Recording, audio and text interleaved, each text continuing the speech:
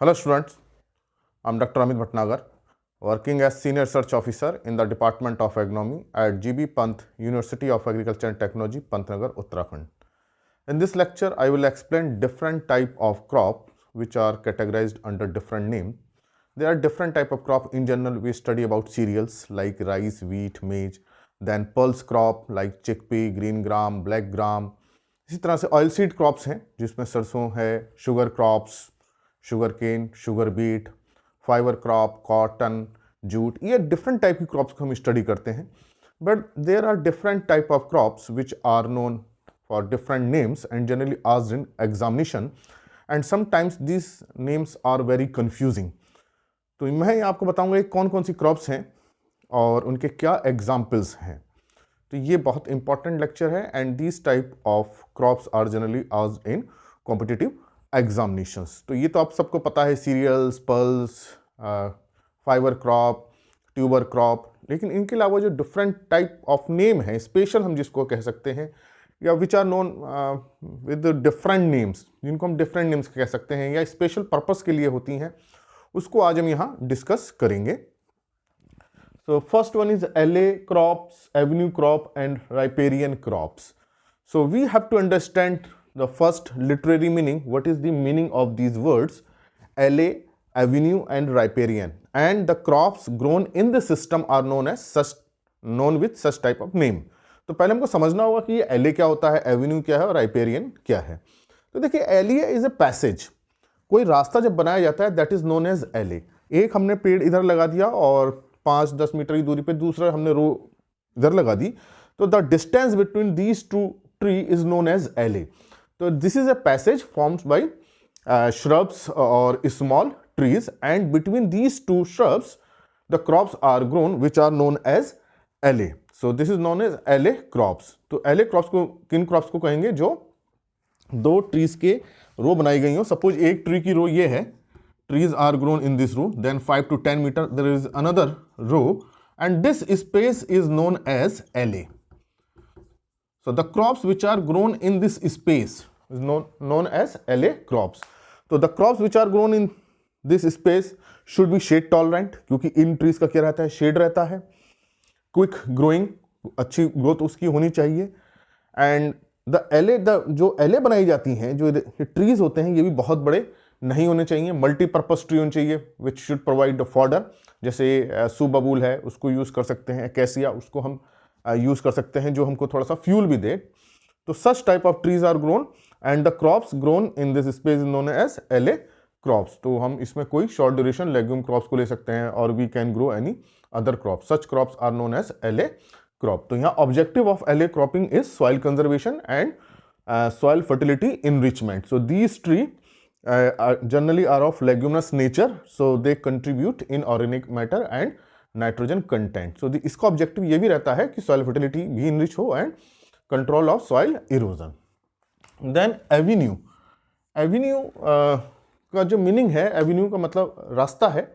इसको मान सकते हैं कि जो क्रॉप्स एवेन्यूज में ग्रो की जा रही हैं, एक रास्ते में उसमें ग्रो की जा रही हैं, उसको हम एवेन्यू क्रॉप कह सकते हैं. फॉर एग्जांपल पिजियन पी, उसको हम बॉर्डर पे या किसी उसमें खेत रास्ते के चारों तरफ हम लगा सकते हैं, फील्ड के चारों तरफ हम लगा सकते हैं, कोई रोड साइड है उसके अलोंग हम लगा सकते हैं. तो these crop should be of long duration. Hardy crop होनी चाहिए, डीप रूट सिस्टम होनी चाहिए, क्योंकि किसी रास्ते किनारे हैं तो बहुत सेंसिटिव क्रॉप नहीं होनी चाहिए.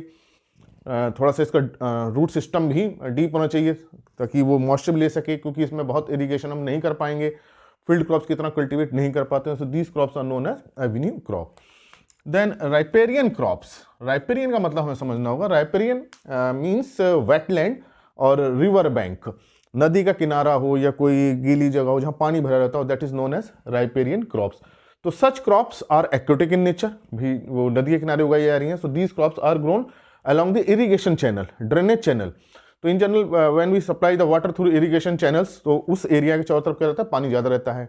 या along the streams, along the canal carry water, तो उसमें मॉइस्चर ज़्यादा रहेगा उसके आसपास कैनाल में. तो उस जगह पे हम we can grow such type of crops known as riparian crops. तो these crops are aquatic, water loving and also help in soil erosion, because in river bank or stream bank there is soil erosion by runoff water.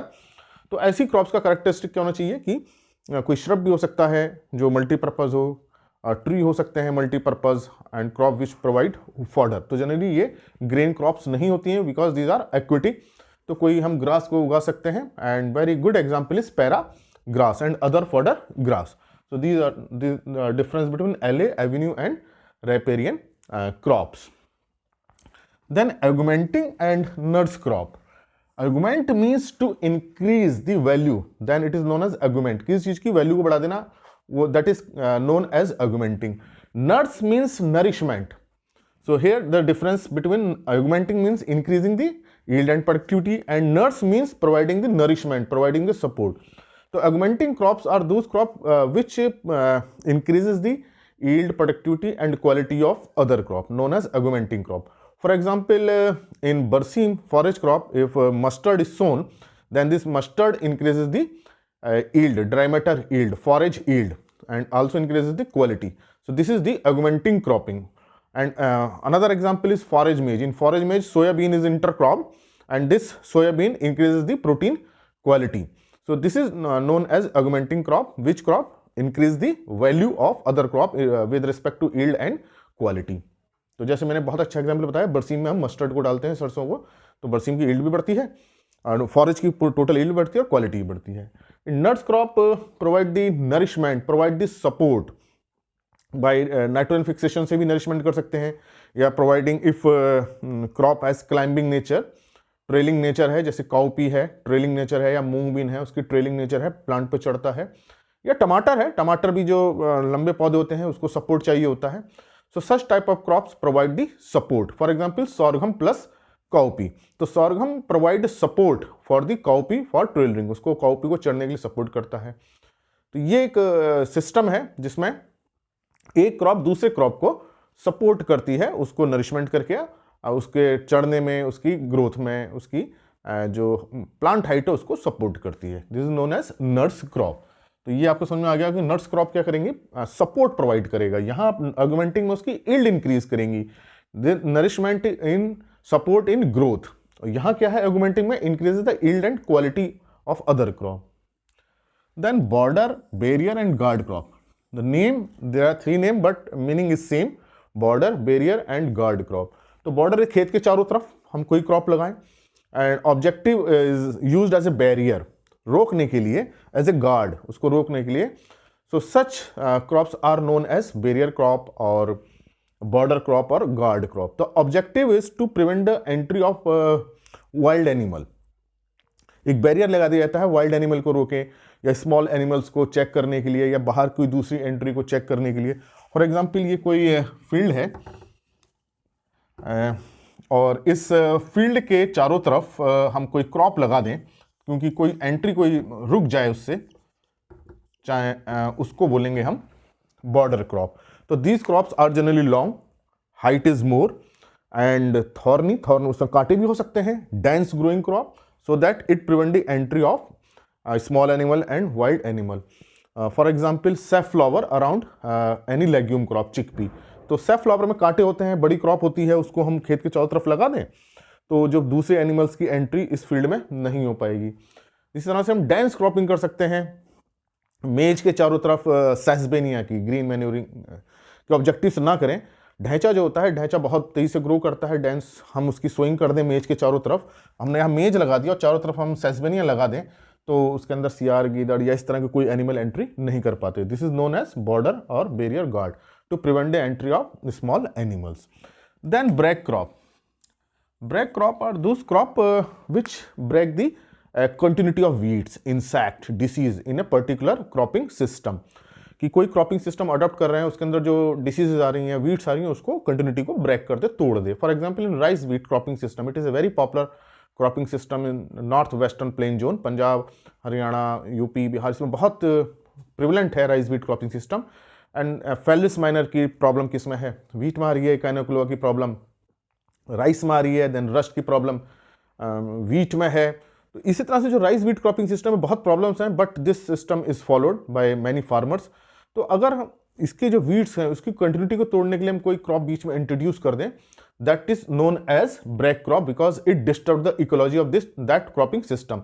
तो हम जैसे कोई rice wheat cropping system है, उसके बीच में हम कोई लेग्यूम क्रॉप ले लें, स्मॉल ड्यूरेशन लेग्यूम क्रॉप ले लें, या वीट को हटा के कोई दूसरी क्रॉप ले लें, या राइस को हटा के कोई दूसरी क्रॉप ले लें, या इन दोनों के बीच में ही कोई हम क्रॉप ले लें, एक थर्ड क्रॉप ले लें, तो वो that crop is known as break crop. Means it break the continuity of that cropping system which allow the weeds, disease, insect. तो ये आपको समझ में आ गया होगा ब्रेक क्रॉप क्या होती हैं, जो किसी क्रॉपिंग सिस्टम के बीच में इंट्रोड्यूस की जाती हैं उस सिस्टम की इकोलॉजी को ब्रेक करने के लिए।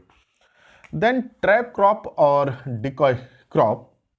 Actually trap crop are susceptible to insect, susceptible to semi parasite और parasitic weeds.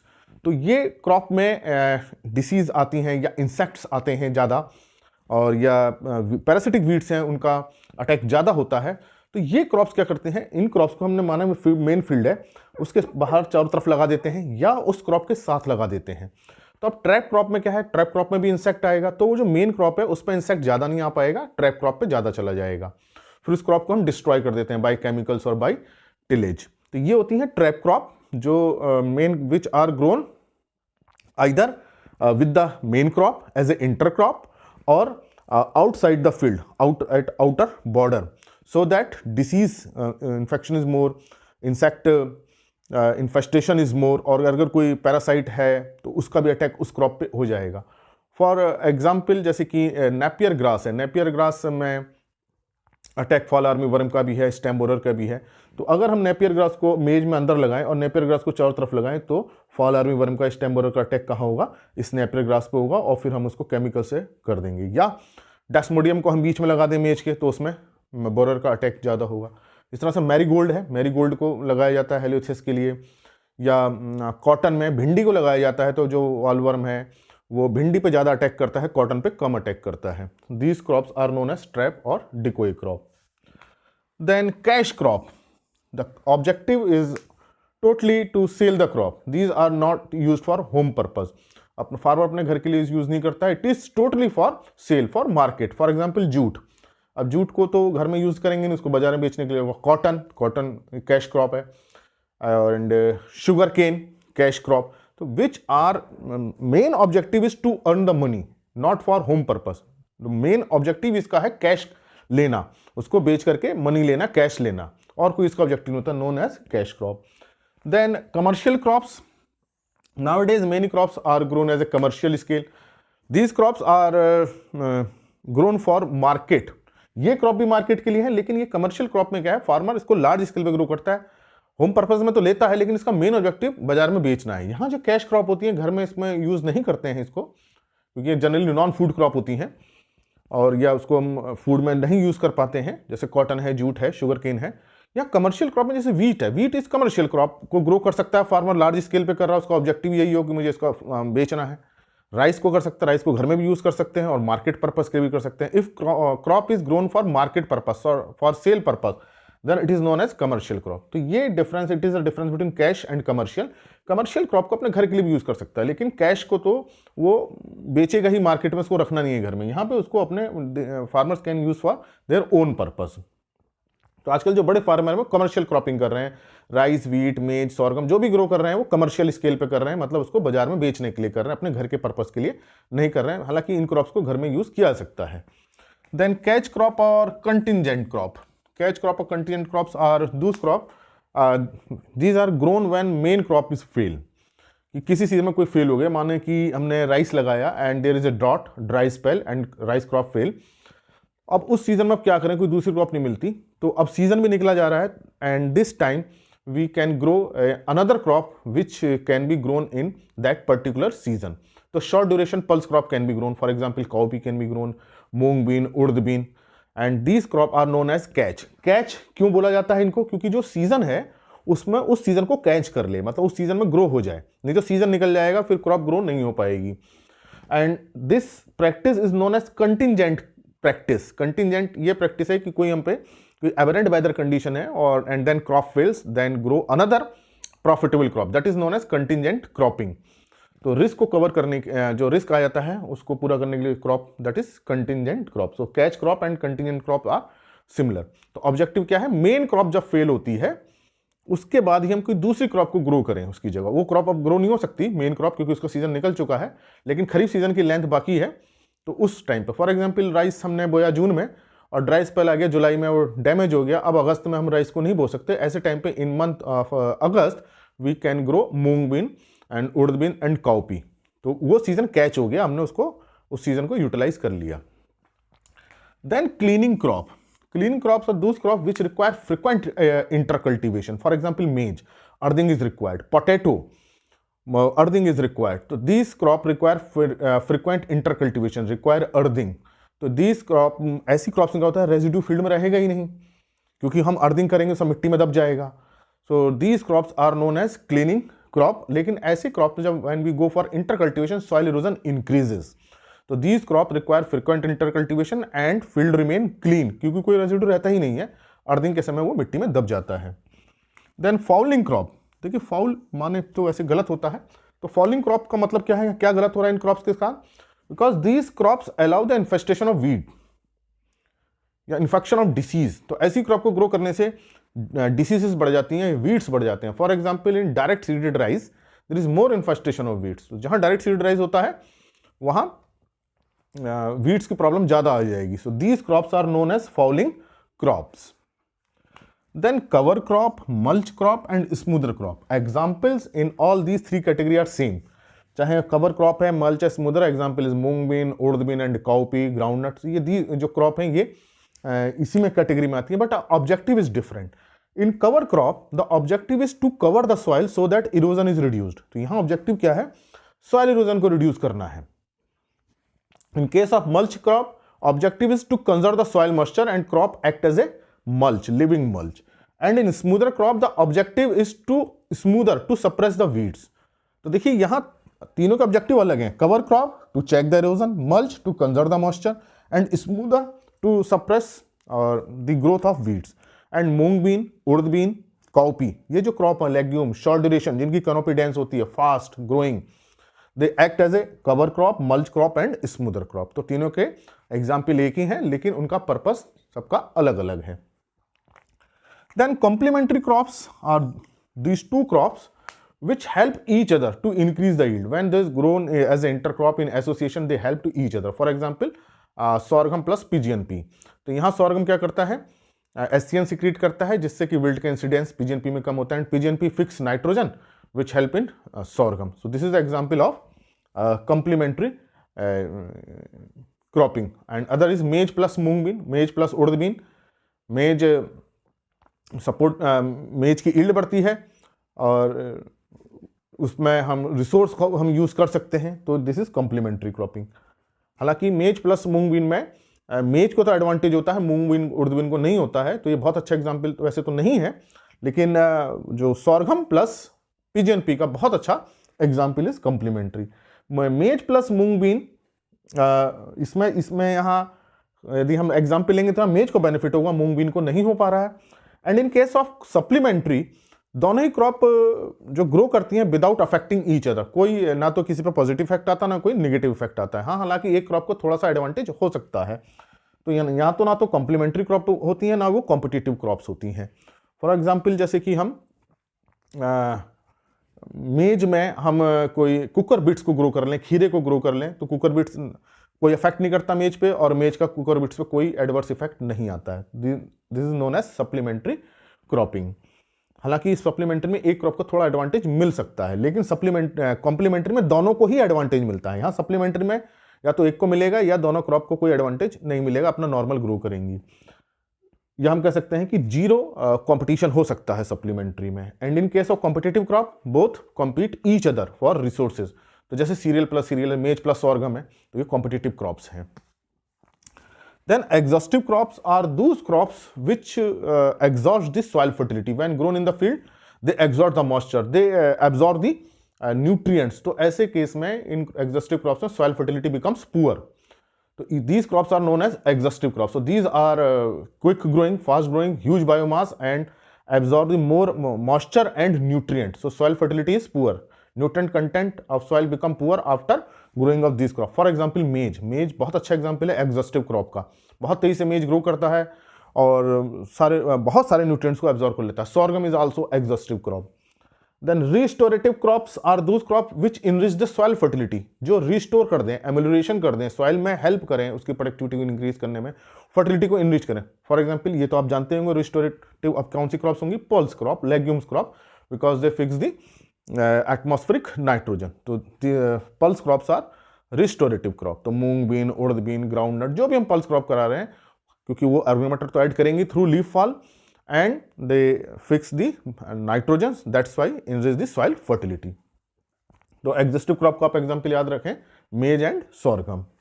Then these are another type of crops जो पूछी जाती हैं in general, energy crops, those crops which are grown for energy purpose, energy मतलब they are used for ethanol production, alcohol production. तो जो ethanol alcohol production के लिए use किया जा रही है, जैसे मेज बहुत ग्रो किया जा रहा है इथेनॉल प्रोडक्शन के लिए। तो sugar cane also very good example of energy crops. तो इनका जो मेन ऑब्जेक्टिव है ethanol and alcohol production. Paira and utera crops are those crop जो किसी स्टैंडिंग क्रॉप में जिनके सीड को हम डाल देते हैं और कोई हम टिलेज प्रिपरेशन नहीं करते। It is a sort of relay cropping system. For example in case of lathyrus seed is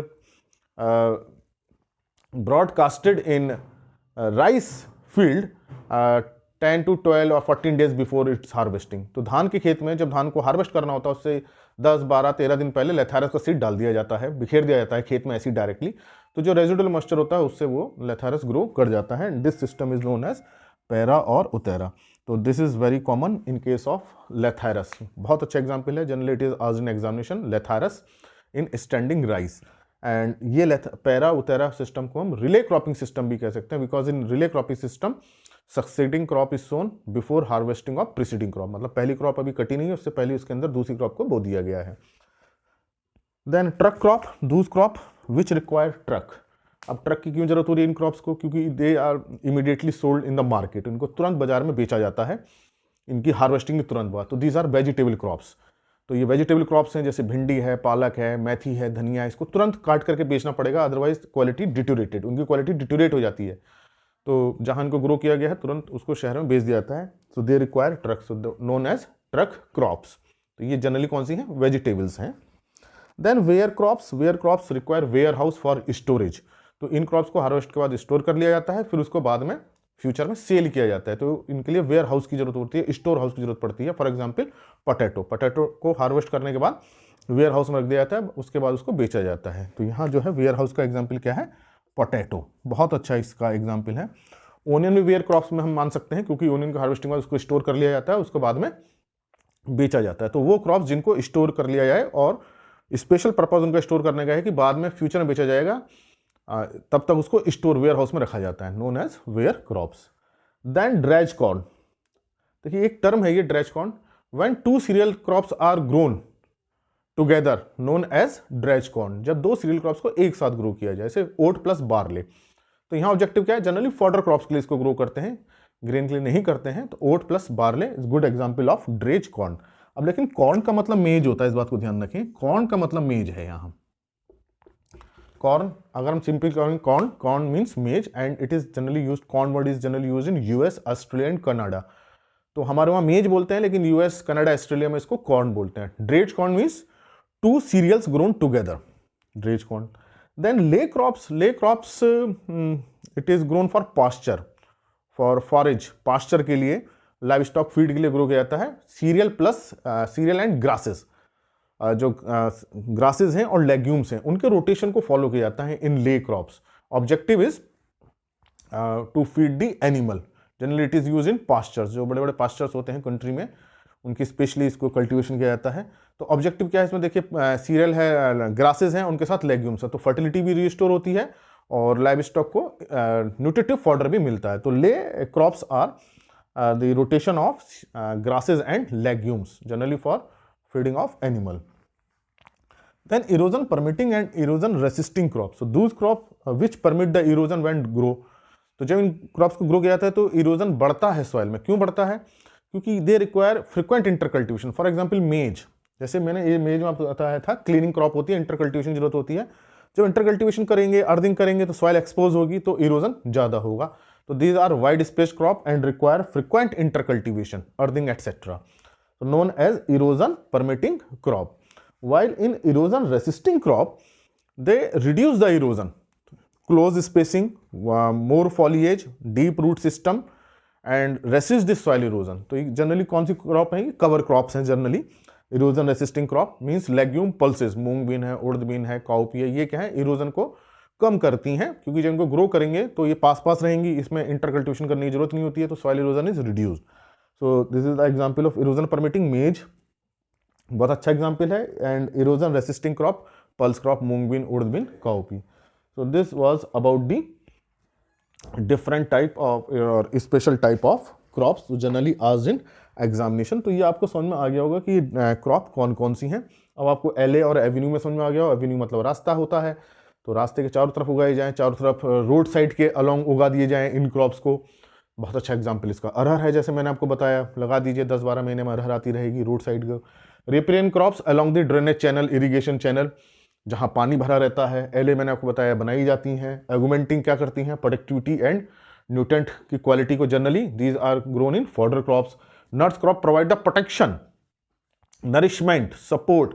जैसे टेलरिंग हैबिट है काउपी की या टमाटर की है, तो उसमें हम सॉर्गम को लगा दें तो सॉर्गम का सहारा लेकर ऊपर चढ़ जाएंगी. Border crop to prevent the entry of animal. Break to break the ecology of disease, insect and weeds. Trap crop to attract the insect. Trap crop insect को अट्रैक्ट करती हैं, दूर नहीं करती हैं. अपने पर अट्रैक्ट कर लेंगी तो इंसेक्ट वहां पे आ जाएगा, मेन क्रॉप बच जाएगी. Cash crop for money, commercial crop for sale. Catch crop to when main crop fails, then these crops are grown to meet out the season. Then cleaning crop require frequent cultivation and field remain clean. Fouling crops which invites the infestation of weeds or infection of disease. ऐसी crop जिससे disease आ जाए या weeds आ जाए, जैसे direct seed raise बताया, बहुत weeds हो जाएंगे डायरेक्ट सीड रेज को ग्रो करेंगे तो. Cover crop to prevent the erosion. Mulch to conserve the moisture. Smother to suppress the weeds.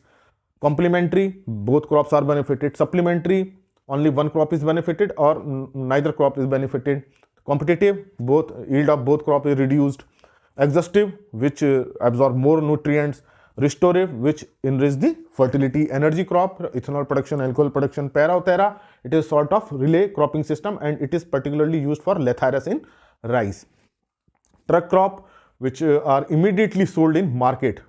जैसे उनको हार्वेस्ट किया था तुरंत मार्केट में भेजा जाता है, तो इनके लिए हमको ट्रक की जरूरत पड़ेगी उनको बाजार में भेजने के लिए. इसको ट्रक कहा जा रहा है. हालांकि इसको तो भेज हम किसी भी चीज़ से सकते हैं, किसी टेम्पू से, रिक्शा से, किसी भेज सकते हैं, लेकिन इसको ट्रक क्रॉप इसलिए कहा जा रहा है, रिक्वायर तुरंत transportation. Ware crop require storage house. Dredge corn growing of 2 cereals, तो 2 सीरियल को जनरली फॉरेज में हम ग्रो कर लेते हैं, ओट प्लस बार्ले जैसे है. Ley crop growing of pasture with grasses and legumes. Erosion permitting, erosion resisting, जो इरोजन को अलाउ करें फ्रिक्वेंट कल्टीवेशन से, और इरोजन रेसिस्टिंग जो इरोजन को चेक करें. तो ये मैंने आपको बताया कि what are different type of crops. तो ये बहुत इंपॉर्टेंट लेक्चर है, जनरली एग्जामिनेशन में इनके एग्जाम्पल पूछे जाते हैं. आई होप ये आपको समझ में आया होगा. तो अगर आपको ये लेक्चर अच्छा लगा तो इसे लाइक करें, और चैनल में फील्ड उसमें प्ले लिस्ट में काफ़ी लेक्चर्स हैं, आप उसको देखें. अगर चैनल सब्सक्राइब नहीं किया तो सब्सक्राइब करें. Thank you very much.